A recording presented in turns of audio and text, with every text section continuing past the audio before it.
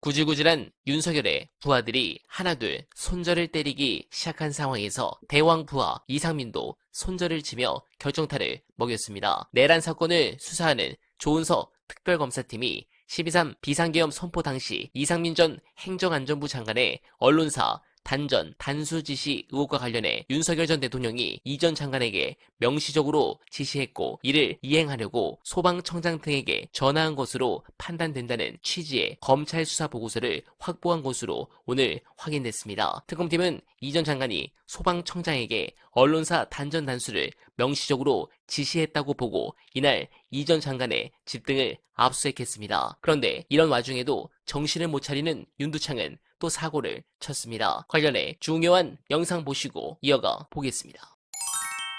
오늘 두 번째 출석입니다. 원래는 이제 형사재판이기 때문에 형사재판의 피고인은 형사재판 공판에 반드시 참석을 해야 됩니다. 출석을 해야 되고요. 그 출석을 이제 재판장이 공판 시작하기 전에 제일 먼저 확인을 합니다. 출석했는지 여부를. 근데 오늘도 윤석열 씨는 재판 출석을 하지 않았습니다. 변호인인 윤곽금 변호사가 뭐라고 했냐면 현재 피고인은 갑자기 구속이 돼서 매우 힘든 수감 생활을 하고 있다라고 이야기를 했습니다. 죄송한데 이제 구속재판을 받는 모든 피고인은 원래 힘듭니다. 힘들라고 수감을 하는 거고요. 그런데 이제 뭐라고 덧붙였냐면 평소에도 당뇨, 혈압약을 복용을 하는데 현재 기력이 약해지고 건강이 악화돼서 어지럼증으로 구치소 내에 접견실까지 가는 계단을 올라가는 것도 매우 힘들어하는 상황이다. 하루 종일 재판에 앉아있기가 힘든 상태고 특검이 공판에서 배제되지 않는 이상 출석하기 어려운 상황이다 라고 하면서 하지만 재판을 거부하는 건 아니다. 이렇게 얘기를 했습니다. 그러니까 왜냐면 이제 재판을 거부하는 싶은데. 게 되면은 가중 처벌을 받을 수도 있고 이제 별도 처벌을 받을 수도 있거든요. 너무 힘들어서 이제 서울 구치소까지 오기가 어렵다라는 얘기로 보이는데 이것도 역시 죄송한 말씀이지만 서울 구치소까지는 윤석열 씨가 걸어오는 게 아니고요. 차를 타고 옵니다. 이게 좀 공교로운 건데 내일 열리는 구속적부 심사 나옵니다. 서울중앙지법 같은 법원이거든요.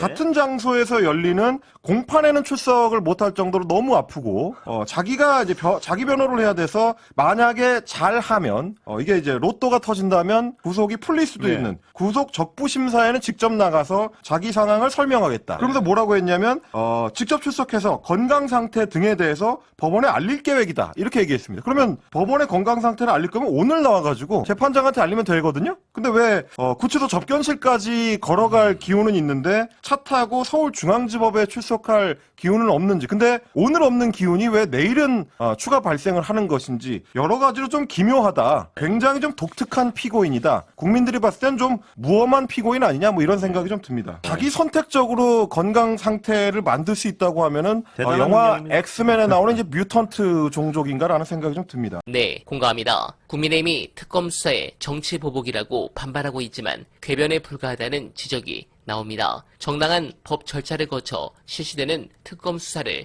정치 보복이라고 규정하는 건 터무니없다는 얘기입니다. 현재 3대 특검은 윤상현, 임종득, 김성교, 국민의힘 의원 등에 대해 강제 수사에 착수한 상태고 향후 수사 대상은 더 늘어날 것으로 보입니다. 정치권에선 헌정 질서와 민주주의를 망가뜨린 범죄를 수사해 단죄하는 건 무너진 정의의 복원이라는 점에서 국민의힘의 주장은 악의적 프레임이라는 게 대체적인 반응입니다. 정치적 의도를 갖고 누군가를 표적 삼아 혐의가 나올 때까지 탈탈 터는 행위를 일반적으로 정치 보복이라고 규정하는데 특검의 국민의힘 의원 수사를 정치 보복이라고 주장하는 건 억지에 가깝습니다. 이번 기회에 저들이 처참하게 무너지길 간절하게 바라며 어날바는 오늘도 최선을 다하겠습니다. 여러분 고맙습니다.